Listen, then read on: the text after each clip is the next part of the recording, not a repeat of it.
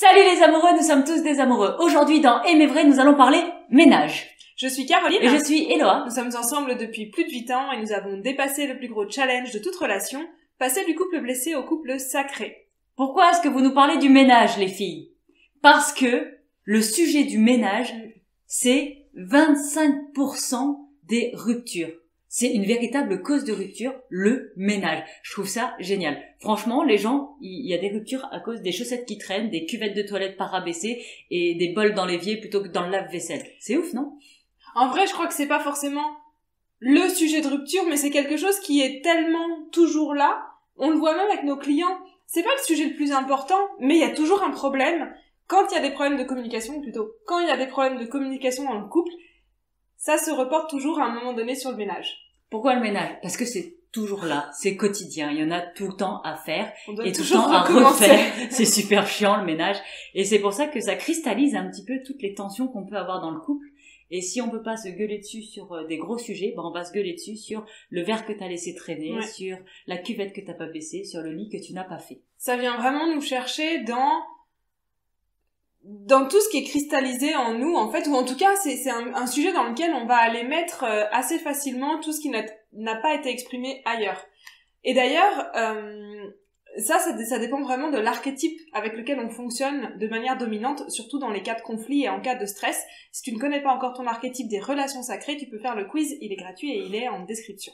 Alors d'abord, posons-nous la question, pourquoi voulons-nous faire du ménage? Pourquoi est-ce qu'on s'impose cette corvée? Mais pourquoi il y a des gens qui se posent la question? C'est normal de faire du ménage. C'est pour avoir un lieu de vie propre, c'est pour se sentir bien chez soi. Ah, tu vois, déjà, là, on est plus ou moins pas d'accord, en fait. Moi, avec Caroline, avant d'être avec Caroline, je faisais du ménage, pas trop souvent. Non. Et, regarde, tiens, que ça donne. Alors, on va te donner la liste des choses à faire et ne pas faire pour éviter que le ménage soit une source de conflits et de disputes. Alors la première chose à faire, c'est de te mettre au clair avec tes propres attentes et tes propres besoins. Parce que déjà, ça va te donner de la clarté sur ce que tu as besoin pour toi. Et si ton ou ta partenaire fait la même chose, ce qu'on a testé nous, c'est de voir aussi à quel point on est différents. Et à partir de là, on peut aussi travailler à accepter les différences de l'autre. Une autre chose à ne pas faire, c'est essayer de micromanager l'autre quand il fait du ménage ou quand il fait autre chose. Est-ce que ça t'est déjà arrivé de dire à ton ou ta partenaire, est-ce que tu peux faire la vaisselle? Puis tu le regardes faire la vaisselle, tu dis, non mais tu devrais pas faire ça, mais utilise l'autre éponge, mais t'as pas utilisé le bon produit. Est-ce que ça t'est déjà arrivé? Parce que nous, ça nous est déjà arrivé. Ah, c'est toi qui as coiffé l'enfant? Pourquoi est-ce qu'elle a pas les couettes au même endroit? Pourquoi c'est pas symétrique? C'est fait exprès. Une autre chose à absolument éviter, c'est dire à l'autre ce qu'il n'a pas fait. Du genre, t'as pas mis le bol dans le lave-vaisselle. Ou du genre, pourquoi t'as pas baissé la cuvette des toilettes? Ou pourquoi est-ce que tu n'as pas encore fermé la porte de la salle de bain? Et parfois, ça arrive d'une manière même encore un peu plus subtile. Hier, on discutait avec une copine qui nous disait que, en ayant rendu l'appartement qu'elle avait loué, les propriétaires l'avaient appelée en lui disant on pensait que t'aurais fait le ménage. En fait, c'est la même chose. C'est dire à l'autre ce qu'il n'a pas fait, ou en tout cas ce qu'on pense qu'il n'a pas fait. Dans ce cas-là, elle avait fait le ménage. Ce que tu peux faire, par contre, c'est de créer un planning de ménage. C'est de se mettre d'accord de quand est-ce qu'on fait le ménage, quelle corvée on fait quand.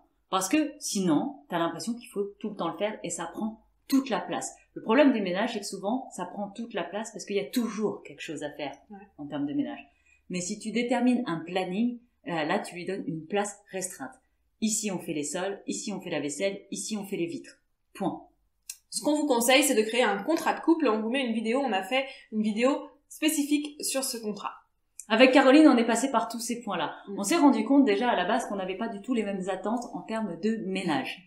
Par exemple, moi, tant que j'ai encore quelques vêtements propres dans mon armoire, je vois pas l'intérêt de faire des lessives. Pour moi, dès que je vois que le panier commence à arriver, le panier à linge sale commence à vraiment se remplir, j'ai besoin de faire une lessive. Ce qui fait que, avant qu'on vive ensemble avec Caroline, moi je faisais des lessives une fois à peu près toutes les 6 semaines. Mais le jour de lessive, c'est que je faisais au moins 7 ou 8 lessives. Je devais laver tout ce qu'il y avait dans mes armoires, mais je le faisais qu'une ou 2 fois toutes les 6 semaines. Mais ça venait poser un problème, en tout cas pour moi, parce que ça voulait dire que tu avais toute ton armoire à sécher en même temps, et ça vient déranger mon besoin d'avoir un environnement, un salon, une chambre, un bureau, le plus minimaliste et le plus rangé possible. Donc de comprendre qu'on n'a pas du tout les mêmes attentes en termes de qu'est-ce que ça veut dire un environnement propre, un environnement clean. C'est clair qu'au début de notre habitation, de notre cohabitation ensemble, ça a créé quelques tensions. Jusqu'au jour où nous, on a décidé de faire donc ce fameux contrat de couple, on s'est posé, on a discuté, on a défini nos attentes, nos besoins, nos responsabilités, qui voulait faire quoi, parce qu'en fin de compte, il y a des choses que toi, tu es OK de faire et ça te dérange pas, il y en a où moi, j'aime bien les faire et c'est OK de les prendre en charge, et également de définir le fameux planning de ménage, qui peut passer parfois, en tout cas nous ça a été notre choix, par engager une femme de ménage. Ce qui fait qu'aujourd'hui on sait quand est-ce que l'appartement va être rangé avant que la femme de ménage arrive et quand est-ce que l'appartement va être propre après le passage de la femme de ménage. Mais ça a enlevé, en fait du coup le ménage aujourd'hui n'est plus un sujet. Ouais.